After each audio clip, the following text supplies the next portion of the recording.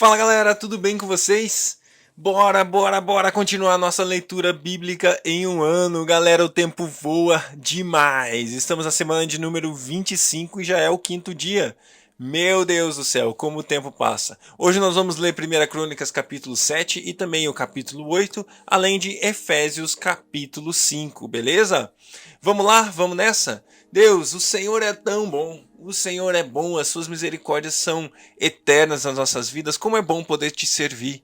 Como é bom poder ser seu filho. Como é bom poder copiar o papai. Como é bom poder te chamar de papai. Papai, meu pai, como o Senhor é bom. Deus, eu te amo demais. Deus, o Senhor é minha paixão. A minha vida pertence a ti.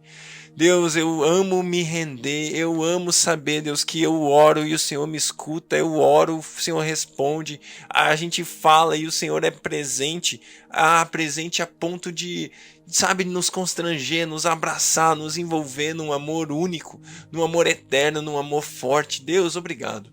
Obrigado, Deus. Nós queremos nos debruçar sobre a sua palavra com toda a reverência, carinho e respeito que ela merece no dia de hoje, Pai.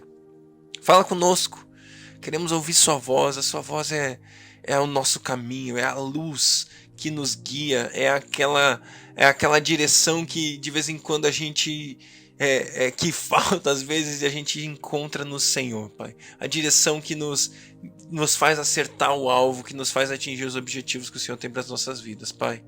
Nos direciona. Nós estamos aqui, queremos ouvir a sua voz, através da sua palavra, fala conosco além de letra, além da letra traga revelação no dia de hoje, em nome de Jesus.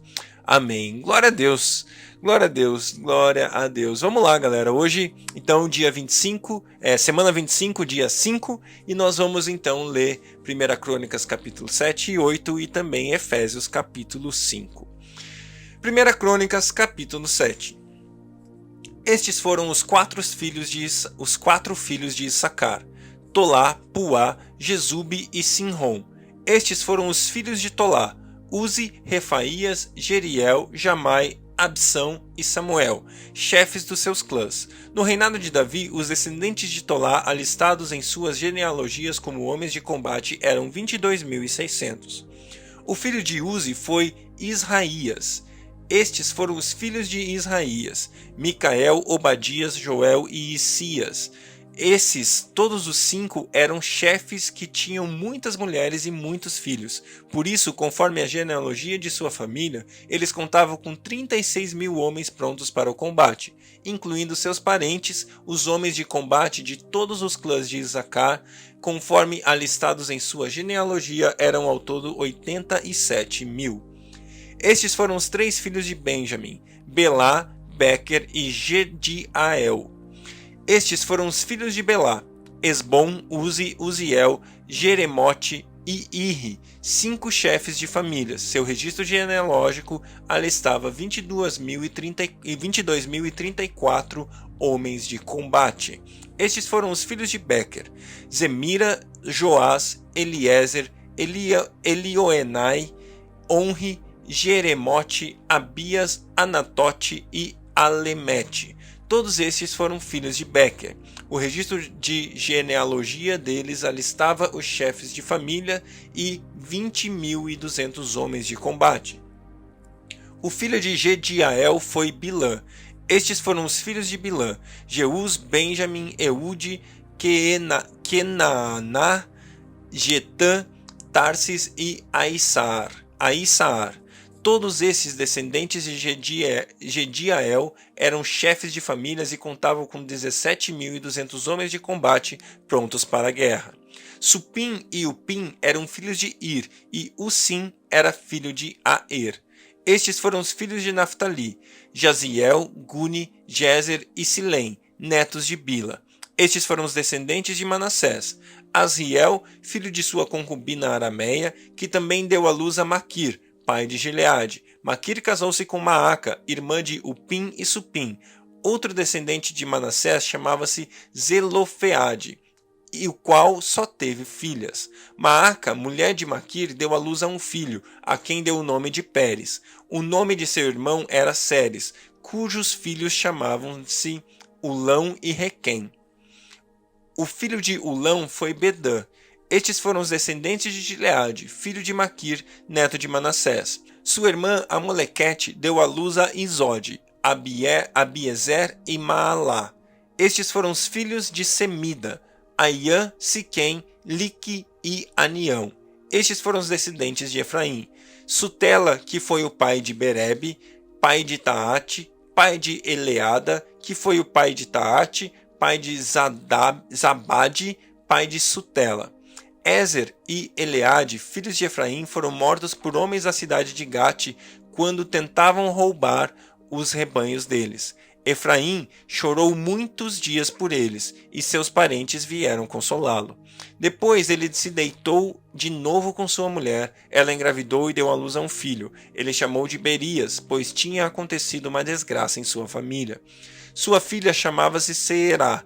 Foi ela que fundou Bet-Oron Alta e Bet-Oron Baixa, e também Uzen-Seerá.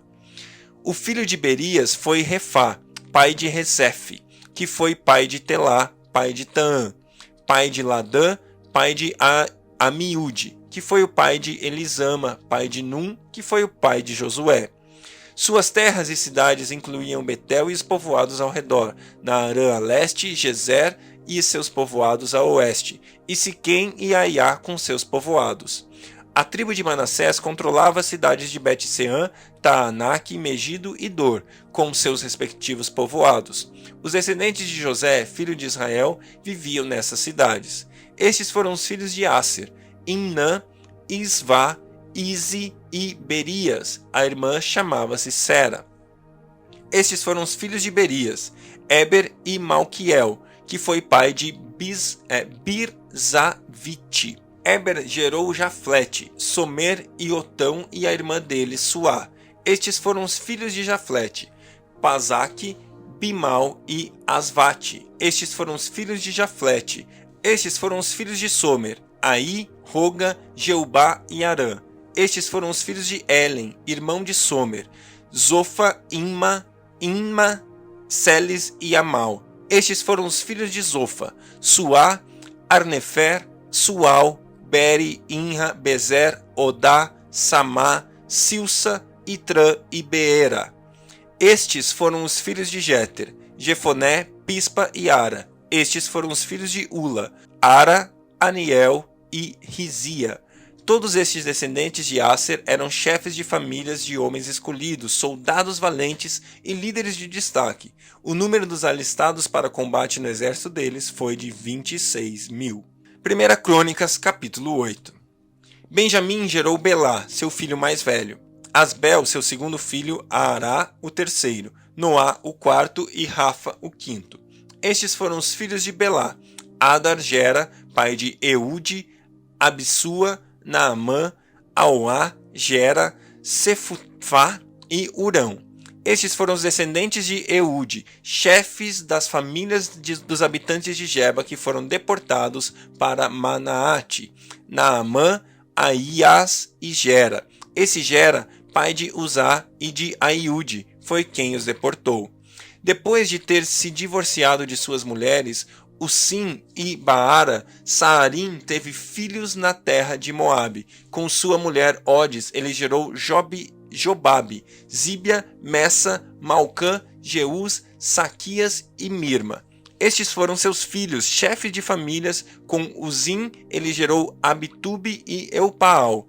Estes foram os filhos de Eupaal: Eber, Mizã, Semede, que fundou Ono e Lode com seus povoados. Berias e Sema foram chefes das famílias dos habitantes de Aijalon, e foram eles que expulsaram os habitantes de Gate. Aiô, Sasaque, Jeremote, Zebadias, Arade, Éder, Micael, Ispá e Joá foram descendentes de Berias.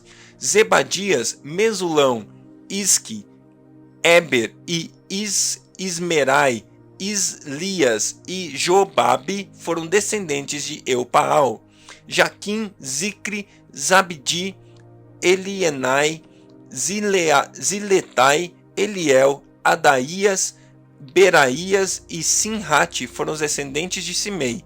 Ispã, Eber, Eliel, Abdon, Zicre, Anã, Ananias, Elão, Atotias, Ifdeias e Penuel foram os descendentes de Sasaque.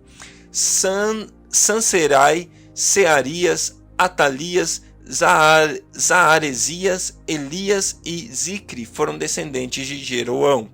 Todos foram chefes de família, líderes conforme listados em suas genealogias, moravam em Jerusalém.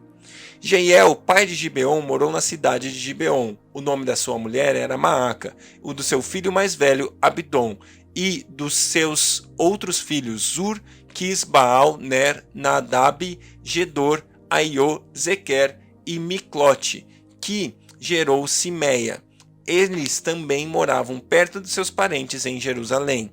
Ner gerou Quis, que gerou Saul. Saul gerou Jonatas, Malquissua, Abinadab e Esbaal. O filho de Jonatas foi Meribe-Baal, que gerou Mica. Estes foram os filhos de Mica: Pitom, Meleque, Tareia e Acás. Acás gerou Jeoada. Jeoada gerou Alemete, Asmavete e Zinri. E Zinri gerou Mossa. Mossa gerou Bineia, pai de Rafa, que foi o pai de Eleasa, pai de Azel.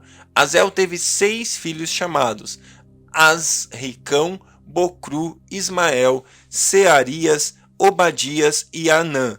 Todos foram filhos de Azel. Eles foram os filhos de Ezeque, seu irmão, Ulão, o mais velho, Jeuso, o segundo, e Eliefete, o terceiro.